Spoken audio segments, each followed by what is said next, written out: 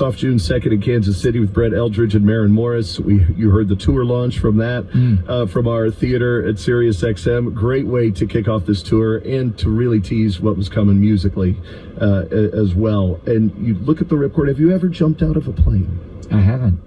So you've never actually pulled a real ripcord? No, my wife has. She got pretty close to being certified. She did so many jumps. So, but she's the jumper in the family.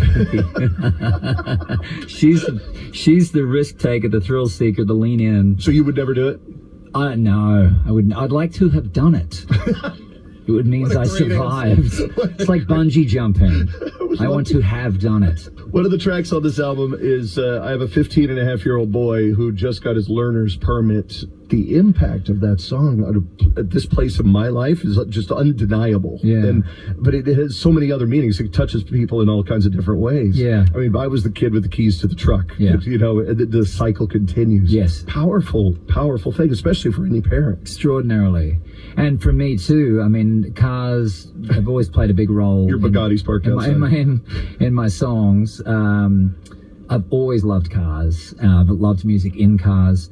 So for this song to touch upon that, but also, as you say, that circle of life and the rite of passage, it's all within the chorus of that song. I thought it was an extraordinary song first time I heard it. That's, if I'm to pick my go-to, that's my go-to song on Ripcord. Oh, right on. Everything else is wonderfully, it's wonderful to listen to, but that one is just like, it just speaks. That's great. Thank you. It's incredible.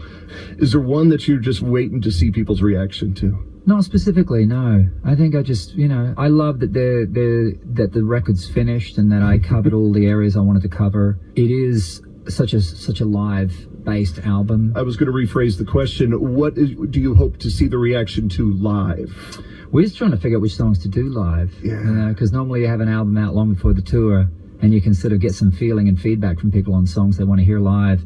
We're going to have to sort of have that happen as the tour goes on. I know that I'm talking to Carrie about maybe filming her for the duet that we do on the record, so she can be represented visually, so she can be with us every night. Yeah. I'm not sure what to do about Pitbull on the track. Maybe film him too. Son, don't let me down. I mean, that is just too much fun. That is crazy. I mean, when it just starts off with his voice, you're just, wow, where is this going? The funny part of that song is such an organic thing, because I wrote it with Nile Rodgers and Busby, another great songwriter, and we all produced the track too.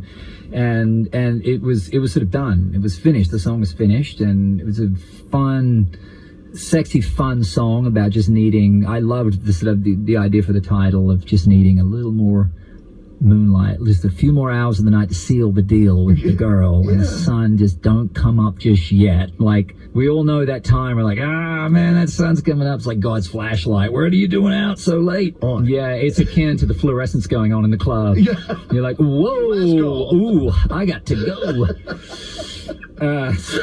So anyway, but the song was finished, and we had this musical break about 3/4 way through. It was just a little cool simmering thing. I'm going back into the last chorus. Done. Everyone's happy with it.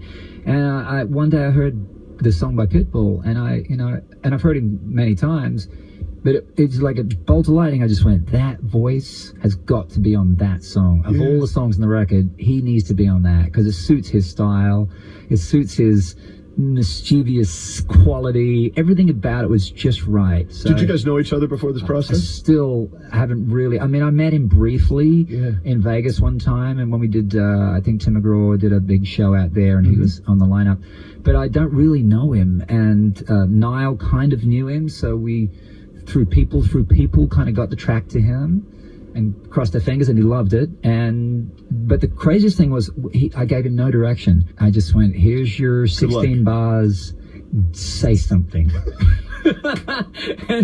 and man, when I got the email back, because he did it, at his studio, and he just emailed me the finished thing. Man, hitting that play button for the first time was freakish. It was the weirdest feeling in the world, because I didn't know what to expect. I didn't know what was coming. It could have been a train wreck. Yeah, I mean, I so didn't expect it to be with him. He's so good at what he does. Not because his thing would have been bad, but maybe not what you were looking for. You know, could have been a bit extreme. Right. Yeah. So, but he got it. For me, he got it. He tempered everything just right for the record. You mentioned Carrie and how she's going to possibly be a part of the Ripcord tour in one way or another. Yeah, yeah. I was thrilled she wanted to sing on it because I love her voice. I always have. And I wrote it with Busby, and he, you know, and so for the longest time we had the song finished out with Busby going, "What if I fall?" I'm like, I can't wait to have an actual girl singing there. So it was so nice the day I finally heard Carrie sing. I love you, Busby. Come on, man. Have you guys been working on stuff, ideas together before? This came about because of Marin. I got sent Marin about 4 songs of Marin's middle of last year that she was working on. That's My Church was one of them, 80s Mercedes, and 2 other songs. And I wanted to take a girl out on the tour. It was like for me, it was like a deal breaker if we couldn't do that. We had to take a girl out on the road. And they sent me these songs of Marin's, and I just went, oh my gosh, who wrote these songs? Well, she wrote a bunch of them with Busby. And who produced them? Well, Busby. And I was like, I gotta get in the studio with him. So because of her record, we ended up with songs like The Fighter and another song called Your Body on the album and Sun Don't Let Me Down. One more break with Keith, and we'll be right back. This is The Highway.